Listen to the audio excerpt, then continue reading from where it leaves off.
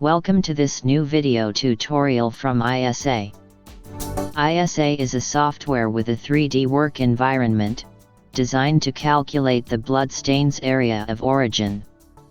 To do this, it uses the patterns formed by the drops of blood when they impact on surface.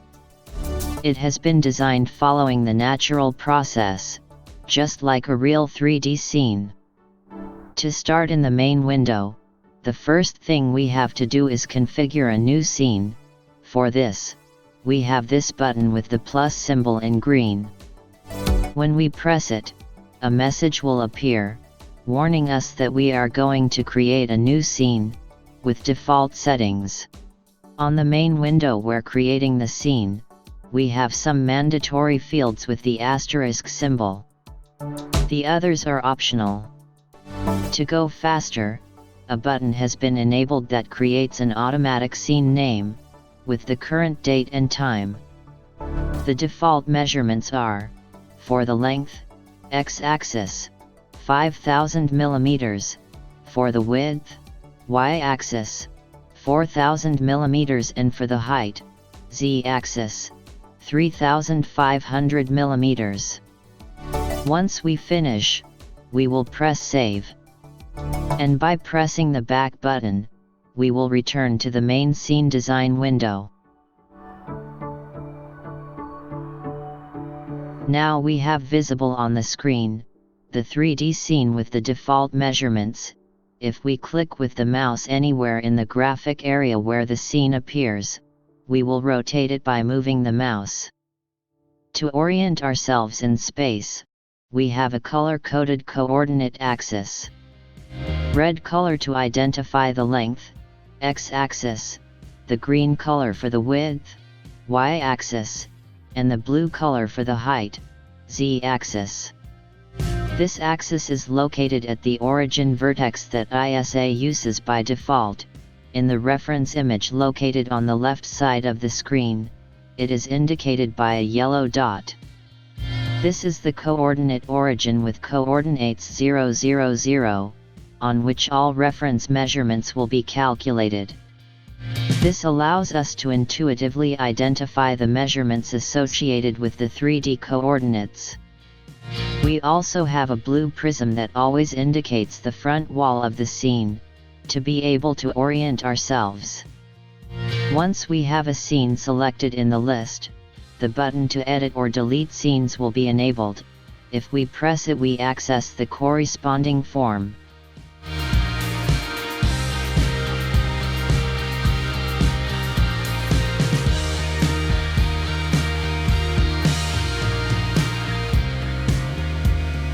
To visualization improve, we can customize some parameters, such as the background scene color. We have white, which is the color configured by default, and then black. The wall's transparency can also be adjusted to improve the visualization of the interior elements. We have a zoom control, which allows us to zoom in or out of the camera, viewing the scene more closely or from a distance. For this, we have arrow buttons for more precision, and if we have a mouse with a scroll wheel, we can rotate the wheel within the viewing area of the scene, to zoom in or out of the camera. This is limited to a range of 150% to 70%, with 100% being the default zoom level. To view displacement, especially when we are in an enlarged view, we have a grouping of cross buttons. They allow us to move the camera to the right, left, up or down. To reset the view and zoom by default, we have the central button. The next thing we have to do is associate photos to the walls on 3D scene, as we have taken them in the real scene. For this we have a button, with the plus symbol, blue. We press it and a form appears, to configure some photo parameters. The obligatory and most important are the button to load a photo from a digital file, previously recorded on the hard disk, or from a storage device connected to the PC, such as a memory card, a digital camera, or a pen drive. The supported graphic files are JPG, TIFF, PNG, or BMP. When uploading the photo, the name of the uploaded file is automatically filled in the name field, although we can change it manually and write what we want. When we finish, we can save the photo, being registered and associated with the scene we are working on. Then with the corresponding button, we can return to the scene configuration window. We will have to do this with each photo that we want to associate with the scene in which we are working. Next, in the scene configuration window, we will see that the photo has been added to the list. If we want to change the name, or modify something, we can use the corresponding edit button.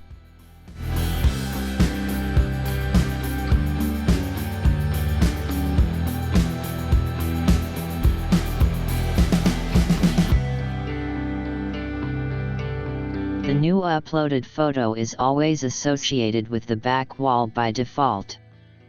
By pressing this button, we can change it. We can move the scene with the mouse. We will look for the desired wall, and by clicking on it, it will be selected as the wall assigned to the photo. We can repeat this if we want to change the wall of the photo. Then ISA will look internally if we have blood spatters calculated with the BTC module. If so, it will translate them to the wall we have selected, recalculating their trajectories. Once we have loaded the photo, we have to go to the module BTC to calculate the ellipses of each blood spatter in the photo. Next we will have to configure the calibrations for the photo, then ISA will be able to place it in the appropriate position on the chosen wall, to calculate the trajectories of each blood spatter. To enter the tool, press the BTC button or double-click on the photo in the list. A new window of the BTC module will open. The first thing to do is configure the photo calibrations. There are three. The first is a calibration on a metric pattern that will have to appear in the photo. This will allow to calculate with precision the measurements of the ellipses and the longitudinal distances on the plane of the photo. We will put a measurement in the field scale in millimeters, which we can then measure in the pattern of the photo, for example 10 millimeters. Then we will click on the button next to the other field next to it, and we will go to the graphic area to mark with the mouse the distance above the pattern. When we finish in the field, a measure of the calculated correction coefficient will appear. The second necessary calibration consists of placing a point in the photo on a mark, which we will have previously placed on the wall of the real scene. Before taking the photo, from said mark, we will have taken the following measurements in the real scene. Distance W will be the horizontal measurement, from the mark to the adjacent left wall, and distance H will be the vertical measurement, from the mark, towards floor. We will always enter them in millimeters. This calibration will be used by ISA, to place the entire frame of the photo, within the assigned wall, taking into account this displacement for the calculation of the trajectories. The last and third calibration is the plumb line. It is about introducing a plumb line on the screen that we will place on a line that also has to appear in the photo, and that we will have painted or marked with a real plumb line, or simply with a laser level, which marks a vertical line of plumb line on the wall. This will give us a correction of the inclination and azimuth angles on the position of the photo, correcting the possible deviations of the position of the camera or the wall with respect to the plumb vertical.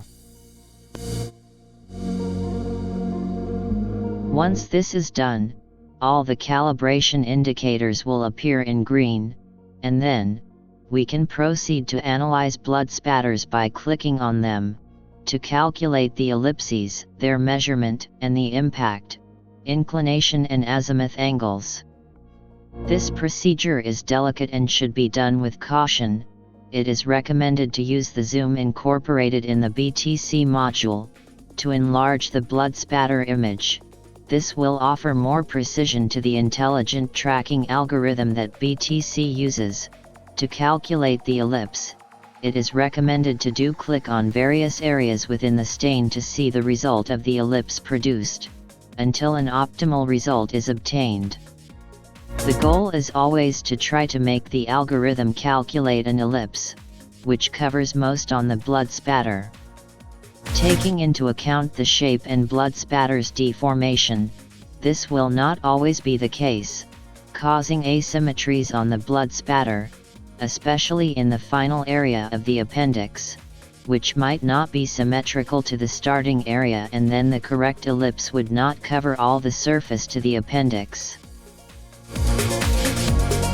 The algorithm uses the appendix that is created on blood spatter when impacting, to know the impact sense, but in blood spatters that do not have the appendix, and especially, with very symmetrical ellipses, the sense may not be well identified. To correct this, a selector has been enabled, to flip the calculated address. Also, to improve tracking accuracy, we have a slider, to vary the sensitivity of the tracking radar on the image. The automatic algorithm is highly recommended, as opposed to allowing it to be adjusted manually with the mouse. Due to the small size of the blood spatters, any significant variation produces changes in the measurements on the ellipse axis, and therefore on the impact angles, inclination, and azimuth, varying the trajectory of the blood spatter. Once we have the correct analysis, we will proceed to save with the corresponding button. We can hide the information from the blood spatter analysis, with the selector that exists, in case it bothers us to see the surface of another contiguous spot. An advantage of ISA, unlike other software on the market, is that in this BTC module, we can analyze all the blood spatters we want in the photo. When we finish, we will be ready to return to the scene configuration screen, by clicking on the corresponding button.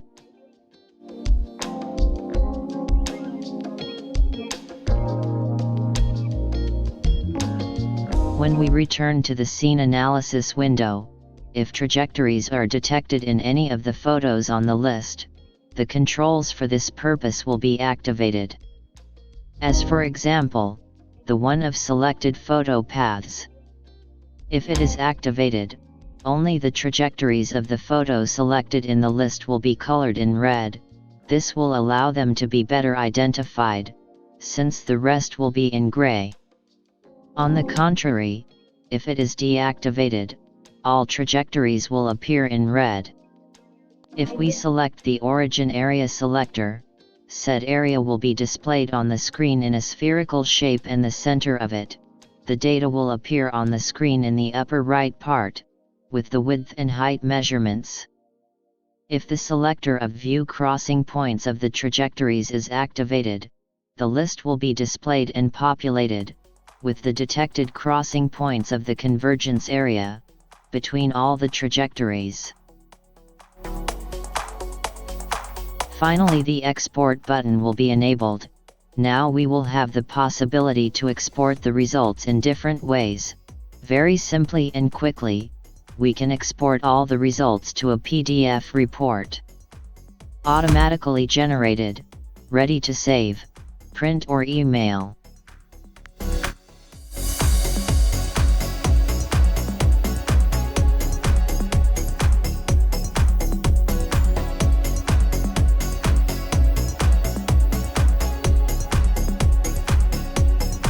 To improve the presentation possibilities of the 3D scene, we can export to the OBJ format.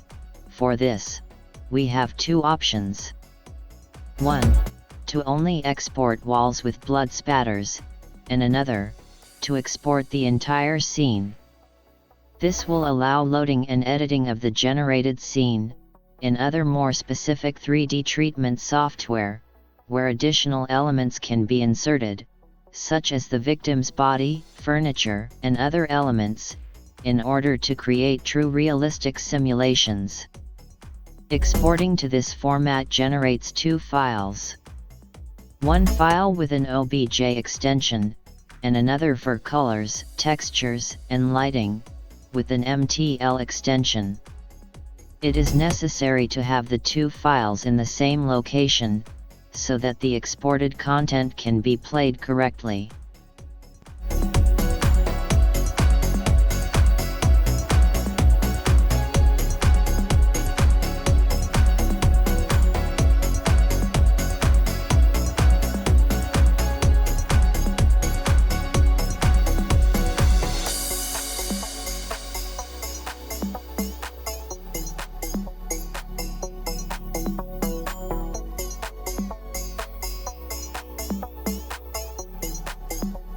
The working power of a system lies in the simplicity of achieving its targets. Mac Win Lin, CPS.